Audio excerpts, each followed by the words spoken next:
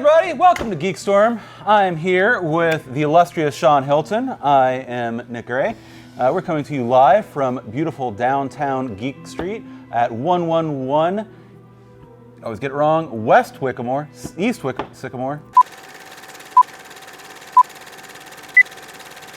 everybody, welcome to GeekStorm. I'm Sean Hilton. Today I'm joined by my good friend Nick Gray. We are at Kokomo's finest and premier toy store at 111 East Sycamore in the heart of downtown Kokomo on Geek Street. Today's First Friday. It's going to be an exciting day. In today's episode, we're going to discuss Batman, James Bond, toys, comics, upcoming things you're going to see on streaming services, including Waiko Tidy coming to Netflix, Chernobyl creators doing video games on HBO, and the kids in the hall are back in the hall. But first up, some sad information. James Lipton has passed away. If you're not familiar with him, probably one of the most, I think probably the most recent thing he's been famous for was his Inside the Actors Studio. So yeah, died of not pancreatic, bladder cancer. Bladder cancer. Yeah, bladder cancer. So well, everybody knows that. So. Yes, that voice, that smooth, draw you in voice, very kind of slow, drawn out. Yes. Like you can definitely tell, like when he talks, like he's really considering what he was saying. Every word seems to be, but it all seems to be designed to make his guests that appeared on Inside the Actors Studio to be incredibly comfortable with him. It allowed him access to actors who I don't think normally would have been involved in that kind of interview situation.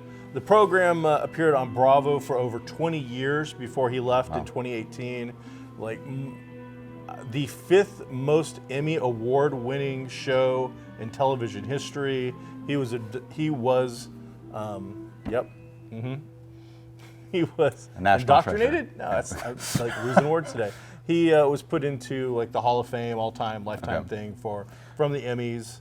Received the French highest award you can give to a civilian. But man, he appeared in after it got going. He was in television shows. He did voice work. Yeah. He was a little everywhere. And you saw that show advertised on a lot of different things. People always were talking about like taking clips of like him talking to the different actors. It was a very different kind of like talk show with the actors, and I think he got opened up, and actors would talk to him about different kind of things that I think you didn't see on other shows. But I mean, he taught an acting class too, and like the audience was his class. He was the dean. Yeah, so I'm like, the head honcho. Yeah, he ran that. That's I imagine that it was quite the wait period or fees to get into that class, because they're like, hey, you're gonna get a chance to meet, like, maybe you don't get to meet him, but you're gonna be like this close to, all these different people. When he first opened it up in New York, a lot of things had gone to the West Coast. So there wasn't much going on in the New York market in that area. So when he came in and did it, there wasn't a huge rush for it. But as of course, the celebrities became involved and big names. Kicks off the very first episode with Paul Newman, who is, just an American icon. And then what I found interesting after, just doing some Google to brush up, because I mean, I never considered that a reality show, but it turns out in the series of Emmys, it's considered a reality show, and it is one of the most respected reality shows. Of course it is. It actually did something, but... And it went up against Jersey Shore, so... It did. One of the things I found most interesting, though, was when they did the 200th episode, who they chose to interview him, James Lipton, on the other side for the first time, and he got to choose who he wanted. Now, this guy had already interviewed some of the absolute biggest names in several generations of actors from all over the world. He could have chose anybody. Do you know who he chose? I don't know. I remember that he did get interviewed, but I don't remember who it was. Dave Chappelle is who he personally chose to do his interview. So it just tells you, in my mind, I want to go back and what watch sense of humor that he must have had, because the questions that he always asked were very serious. They were on point. He made it very clear early on that his show was about what it always said it was, which was a master class in acting. His questions and whatnot were related to the actors and how they presented their craft, how they came into their craft, that sort of thing. He never asked the sensationalistic crap that you would see on TMZ. It was all about acting or the character. Yes. So when you were in this character, do you feel like the character thought blah, blah, blah, blah, blah? So yeah. So, with my best James Lipton, Nick, is there a difference between the Nick that is seen cooking in the Instapot at your house for your children, making macaroni and cheese and salads, versus what the public sees on GeekStorm? I think that everybody has multiple faces, multiple hats they wear, and multiple personas, depending on what they're doing at that moment. And what, if you had to name the GeekStorm Nick persona, what would you name that? I'll go to Steve. It's your Steve persona? It's my Steve persona. Yeah. Masterclass. Kids had to pay thousands of dollars to take this class. He came over from accounting. So, Steve, I just do my best Steve from accounting. I like it. And with that said, we're off to our movie segment.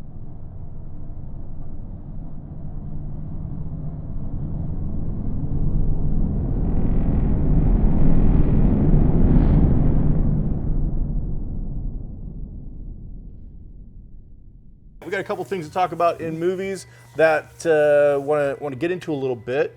One of the biggest, I think, that's hit just recently, besides some new trailers and whatnot, but the big thing was coming out of, I believe it's Sony, the new James Bond, and supposedly the last Daniel Craig James Bond, yet we hear that, I think, with every James Bond for the last 3. Yeah, I was like, I feel like probably this one will be his last. He seems very...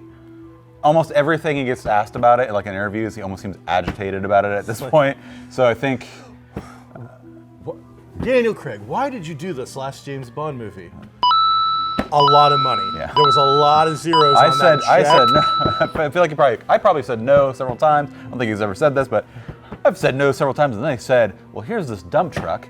Oh, well. It's filled with Bitcoin. Every time I said no, they just added another zero.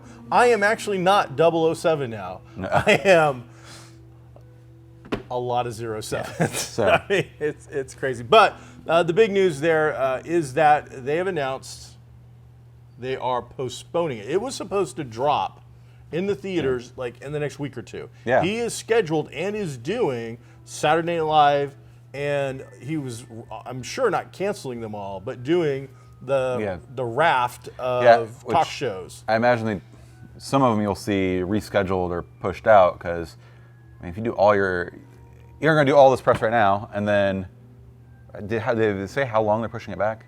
November. I've heard 7 months. So November. Yeah, if you're going to do all the press right now, and then wait 7 months, and then much press again, so.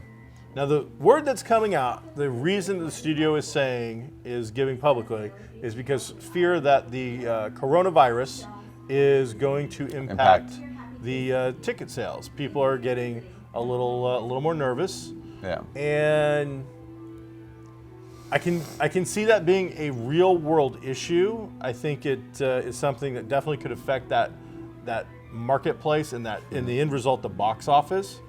Because these really big tentpole movies, which James Bond has become, they are international movies now. Yeah. That James Bond voice, if we see the credits and they show all the different voices that actually will, dub 007 Daniel Craig, I mean, it's probably like 20 different voices for 20 different languages. So the foreign box office, especially the Asian box office for these particular movies, is worth... Honestly, at this point, I believe that for the vast majority of these movies, the Asian box office is probably equal or very close to the entire North American box office. That's a lot of dollars to lose, especially when Asia seems to be the hardest hit by this current version of the flu. Yeah, the COVID-19. COVID-19. So, what do you think? I mean, is it a real thing? Because we in America right now, listen to North America, we are just starting to get to see this really hit. I think on the movie, I think the only worry I have is cool, now we have 7 months. I'm worried about 7 months and now fiddling. Yeah, you know what? We have more time. Let's go tweak. And I think it gets to a point with about anything where if you keep working, you're tweaking, you go you stop doing good. You George Lucas. Yeah, like you like all of a sudden, it'd be really cool if we had added a whole bunch of extra lens flare, and then Get J.J. Abrams on the line. Yeah, all of a sudden there's a bunch of crap, and they're like, oh, we have time. We can do another reshoot. Do some explosions. Yeah. Get Michael Bay on the phone. Yeah, we need more explosions. I am more worried about that we completed a movie and we're ready, but now we're like, well, we have the time. Maybe we should do this, and making a negative impact on it that way. Sure. I get the studio's trepidation about taking people to the box office or people not wanting to go to the theater. Sure. So that I kind of get, I can see, but I don't know. My bigger worry is that we're not going to leave it alone and we're going to fiddle with it, and I think that's just a 50-50 chance of us fiddling and making it better, fiddling and making it worse. Part of me thinks, okay, the theory that you're going to lose money at the box office could be very legitimate. Yeah. That could be really legitimate. However, we've also seen the last couple of James Bond movies. They're making great money, but I don't know that the public interest for James Bond has been that high for the last couple of movies. I think that the age of James Bond being kind of the super cool, suave character has kind of come and has sailed off a little bit. I think, honestly, I almost think James Bond needs a rest. Give him a little time off and let him come back again fresh and renewed with the new actor. I don't think that right now the theaters are crowded with a bunch of movies, so if it were dropping very soon, I think it could have held on and done pretty well.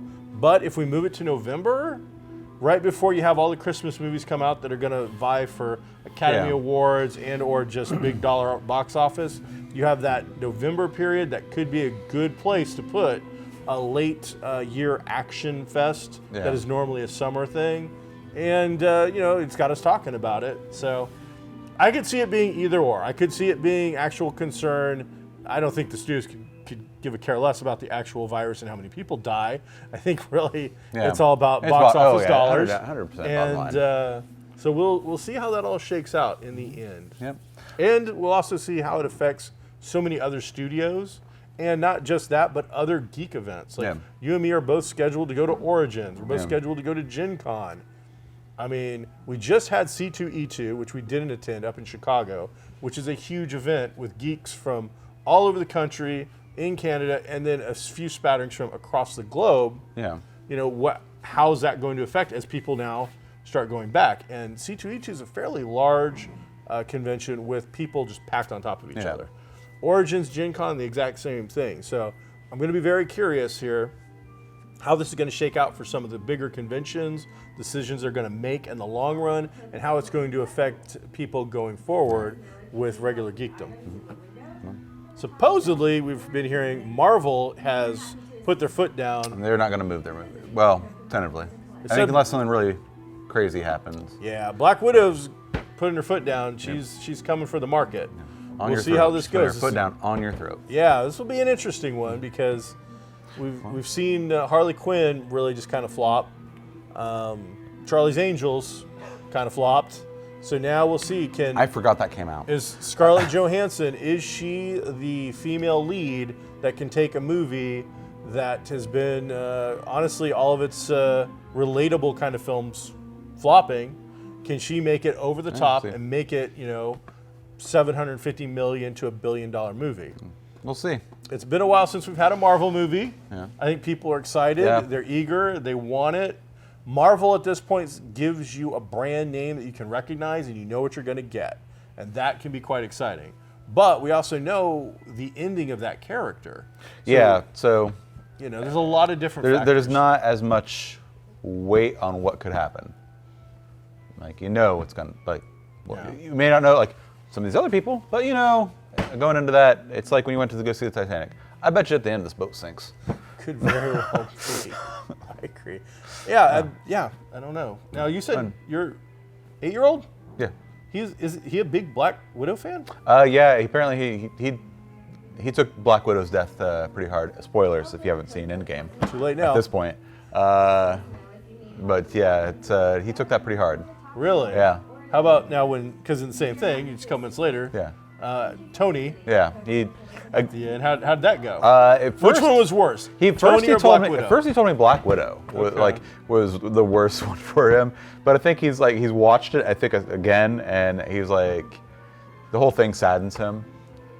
He was like, because he first told me, he was like, it wasn't a good movie. Wow.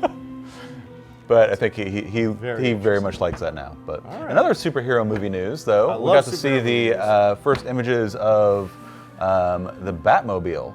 The Robert Pattinson Batmobile. Plus, just like a week or so before that, we got to see test footage of the motorcycle.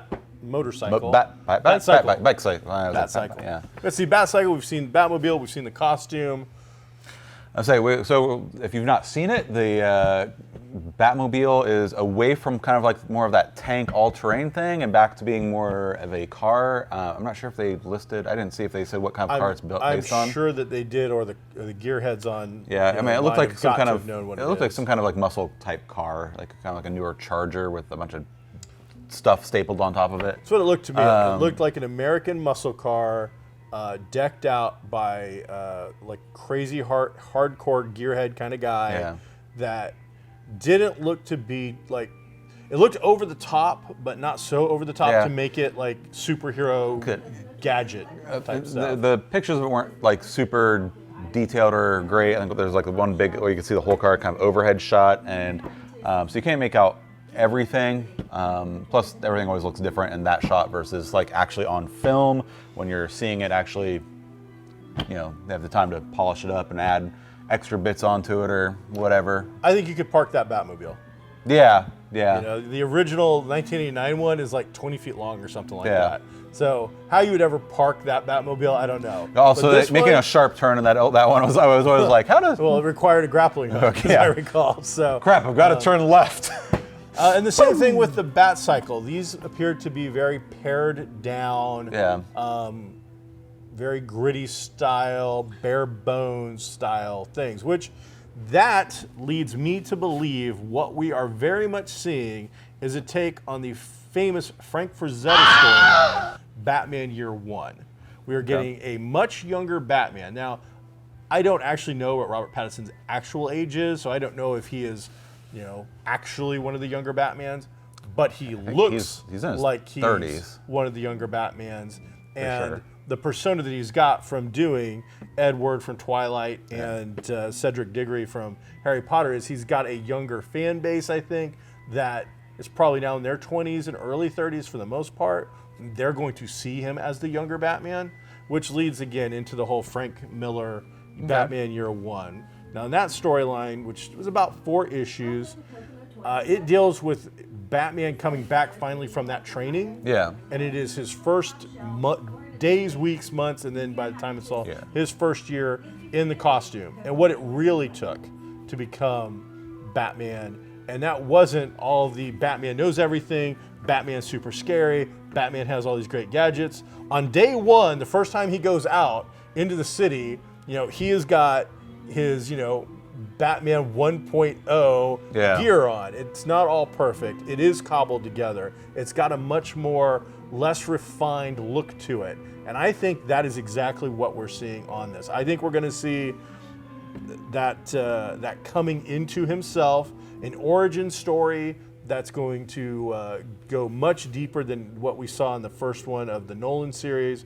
where he went off, did some ninja training, came back, and then still had, like on day one, some pretty amazing gear. Yeah, it was all crazy. And this, I don't see Lucius Fox coming to the day and going, oh, by the way, we've just created all this crap. Yeah. I think you're going to see him in a Wayne garage somewhere building that thing. Building the Batcave, building the car. So I would get behind that probably better. I hope so. It looked really cool. It looked, as I said, a little more, just down to earth. Yep. All right. Well, other news. What else you have? Streaming services. Yep. Got a lot of things going on your streaming service, whether you're a Disney Plus, Netflix, Amazon, HBO. Yep. A little bit of something there for everybody. So what is your favorite thing that you've heard from a streaming service dropping some news on us this week? The 2 things that stick out to me is The Last of Us, HBO. Okay, HBO, Last of Us. Let's go. So, knock it out. What do you got? I want to hear about this. Yeah, HBO Last of Us. HBO's picked it up. Said they're going to do the live show. I don't think they've said how many episodes they're going to try to go for or anything of that nature. I think it's all probably very pre, unless you've heard something that I haven't heard on that. Very but yeah, pre. I would say. But I think announcing it, I think HBO is probably a good choice to really get that gritty. I think HBO or Netflix would have been the ones I think that could have probably invested to do this right. I would have been more skeptical if it would have been Hulu or something else of that nature. But HBO is really willing to pump some money into some stuff and some properties, I think, right now to get their streaming service with some really good content. I think they have that residual Game of Thrones money, and they're really desperate to get their hands on the next Game of Thrones. I'm excited to see it. I'm excited to see what happens. I think a lot of it depends on how they execute it and what the. It's being headed by the team that originally did the Chernobyl series, which was really crazy rave reviews. You watched that? I've not yet, but I've heard great things about it.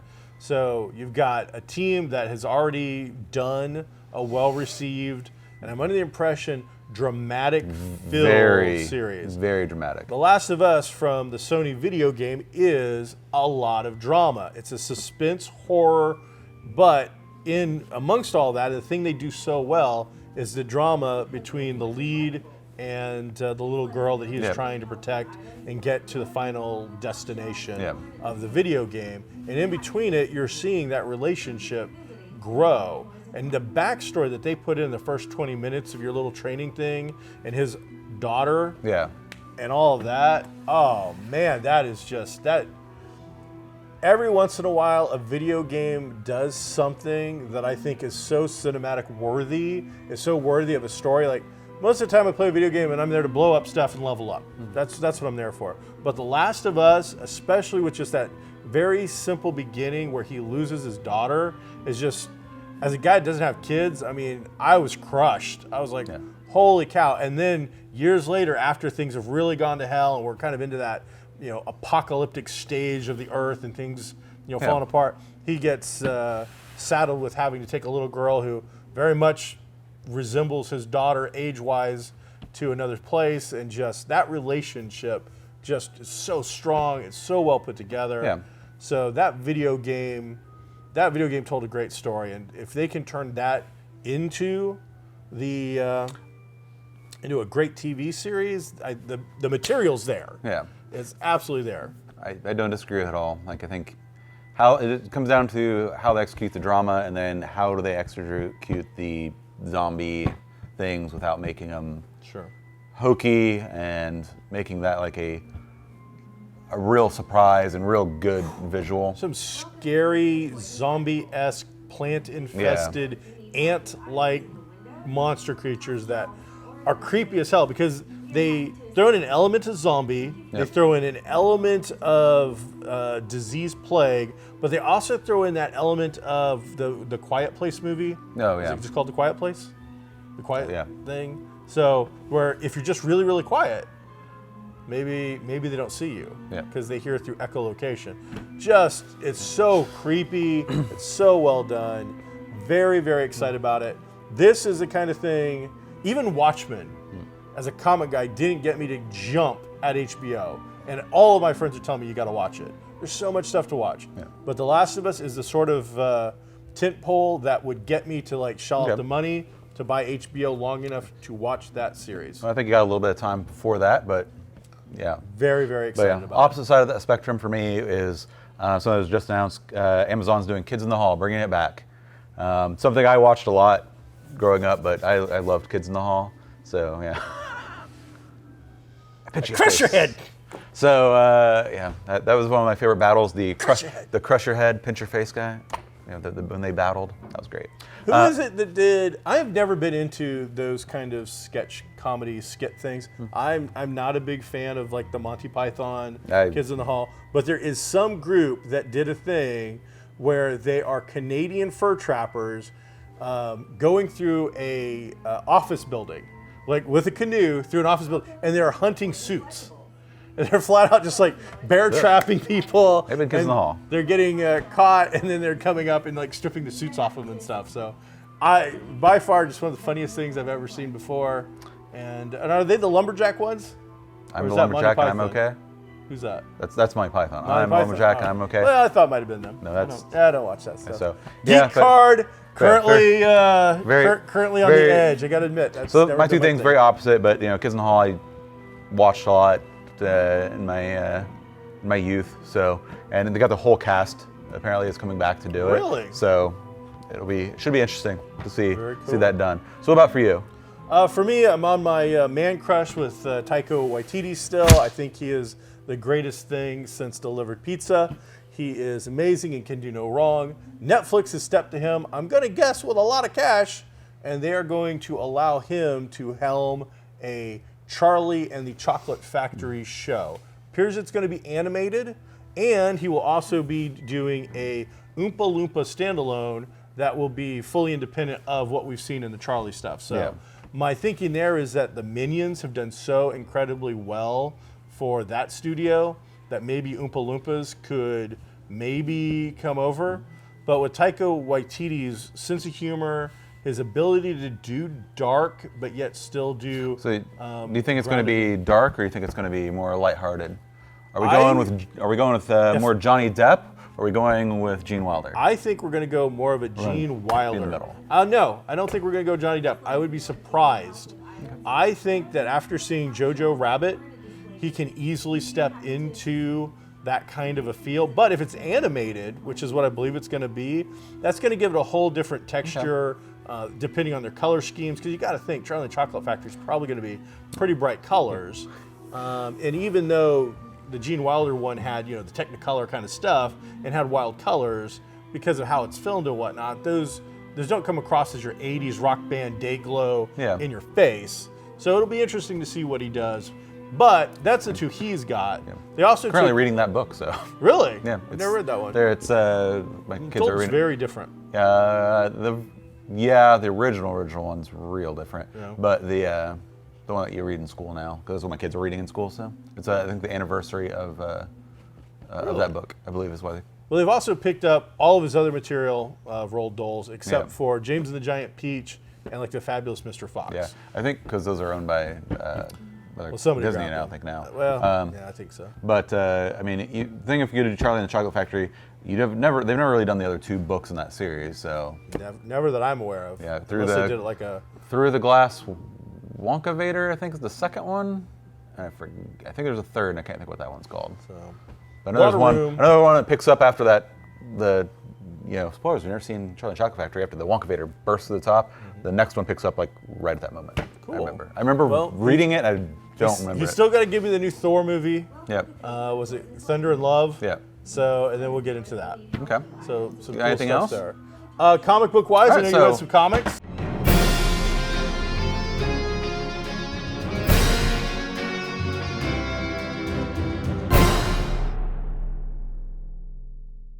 So you read some comics earlier in this week. I got you to read a few. Yeah, I mean, not too hard to get me to read a comic. So earlier this week you talked about Mercy. Gimme. Mercy, I know, you did that bit. Mercy, so out of the comics you read, you said you wanted to like Mercy, but really something didn't grab you quite much. Yeah, I don't know what it was. I liked it a lot. I agree with you. Like, the art is great in here. It's gorgeous. I think the story in it so far, there's enough mystery and captivating. The characters are interesting to me. I like this a lot. I think I liked it more than you did. Like, I'm on board. I really want the next issue. I wanted to put this down. I wanted to grab issue 2 and then read it because I want to see what's going on. Again, I agree with you. Like, the mystery of what's exactly going on. It's a very solid first issue with great art, good characters, and an issue that's got so much going on in the first issue that I felt that I got my money's worth, which I can't say all the time. Yeah, and they did it well with what's in there. There's good content, but it's also not a whole bunch of stuff. There's just shotgunned and then not enough to really dig into. I would definitely say pick this up and read it, especially if you're into kind of like 1800s, like mystery, monster-y. Take Charles Dickens, throw in some Lovecraft. Yeah, I'm going to say, I hate you saying throwing Lovecraft on everything, but I would say definitely Cthulhu-y, Lovecrafty vibe to it. After that, again, I bad on me, but I am not very familiar with Strange Adventures. I picked this up after Sean talked about it, because I wanted to read it and kind of talk about it on this. I loved the art in it. It is very, I felt like, reminiscent of more classic kind of DC artwork.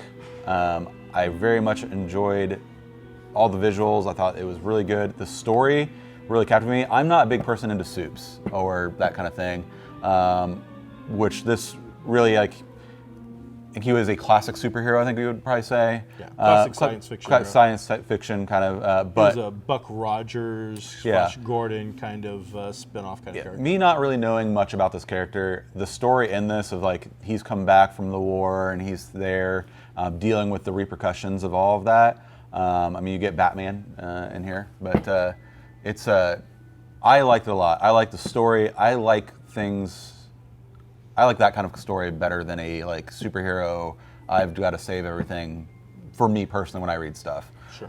So I really like the personal drama and the things like that are coming up. Again, I would say definitely great first issue. It's on their Black Label stuff, which I've liked a couple of their Black Label things. I'm not usually a big DC reader, but I really enjoyed Harley and Quinn, which was Black Label. So, also... I liked it quite a bit. Yeah. I thought it was really good. So we're out of time. So we will we'll take up our couple extra minutes because there's some other show that will have to come on here that does this better than us, so screw them, I don't like them. So in the any words of James Lipton, we will go with you. If there is such a thing as heaven, what would you like to hear when you arrive? Ooh.